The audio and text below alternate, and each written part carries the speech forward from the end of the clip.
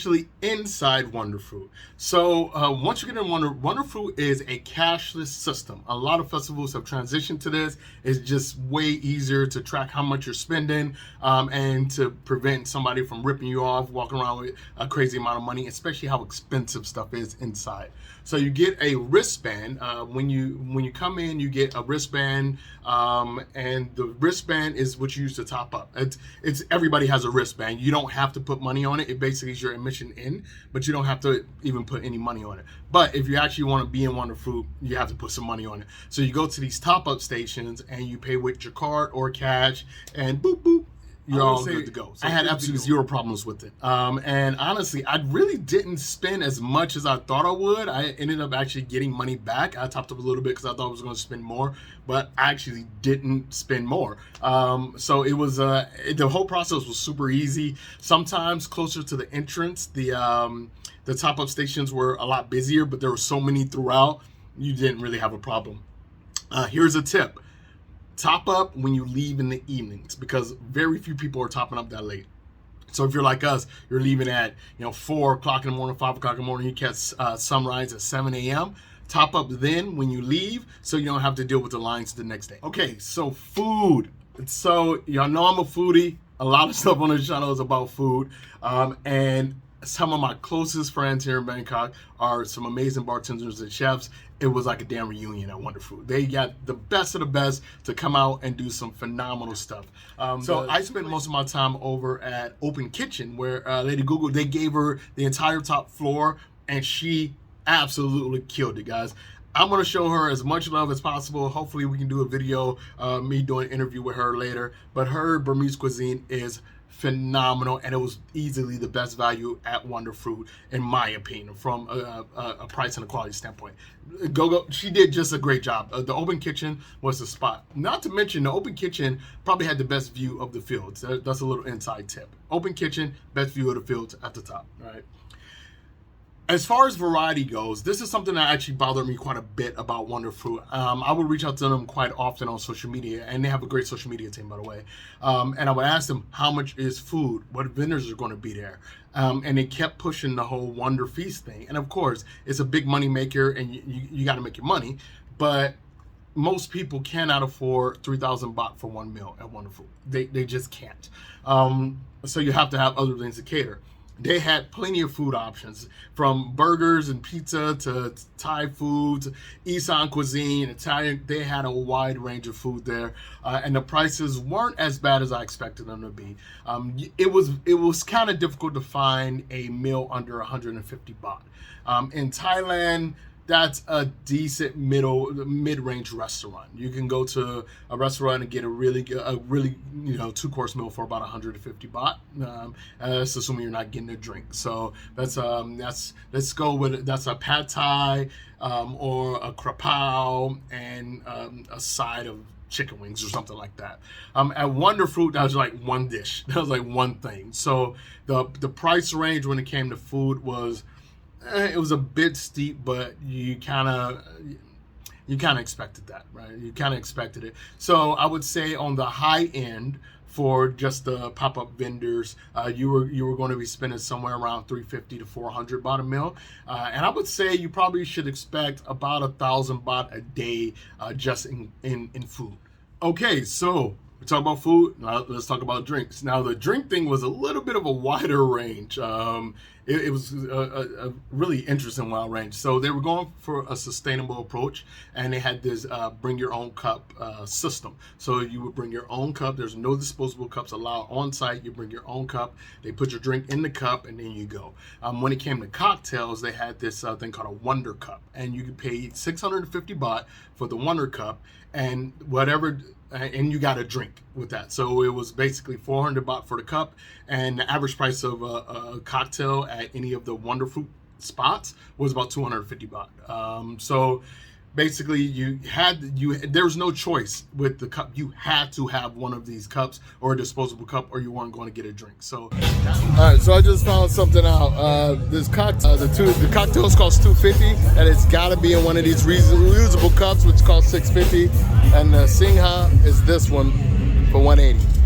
Now when it came to the branded bars, prices went up by about 100 to 150 baht. I remember Liberation Bar was there, Havana Social was there, and they were killing it.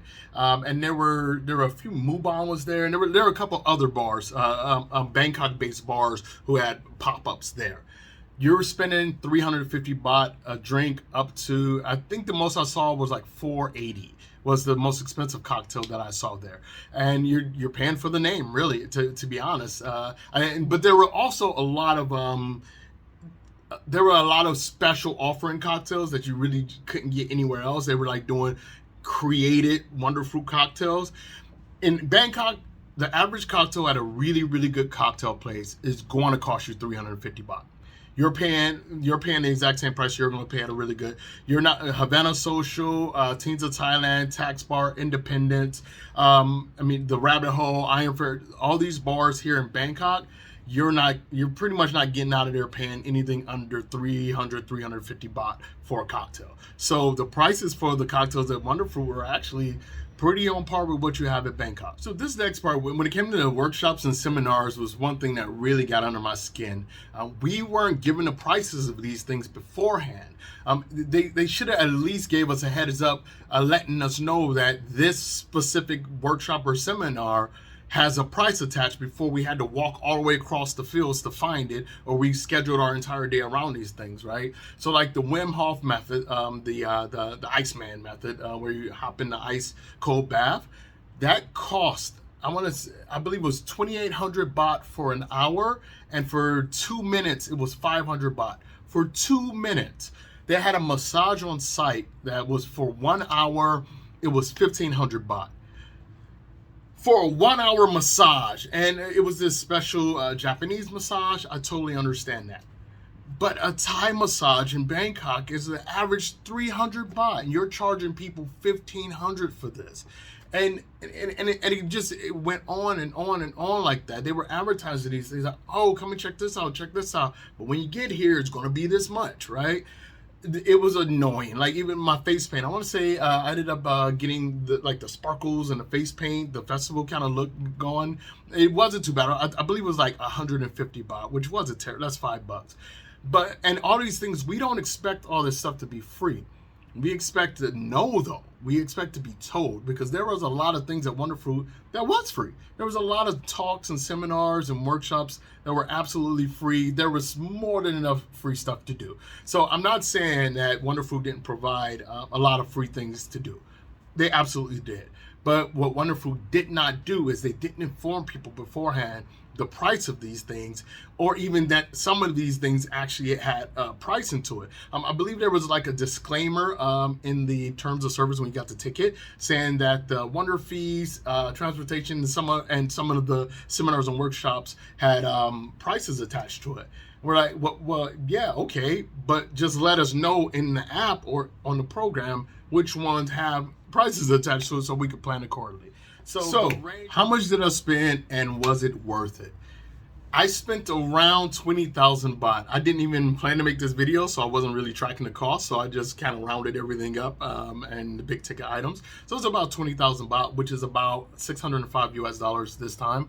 The festival was 4 days. I was in Pattaya the day before, and then I stayed the day after on Monday, all the way through Monday. It was worth it. It was worth it. That comes up to about $120 a day, give or take, for what I would say was one of the best festival experiences I've had anywhere in the world. It was fantastic.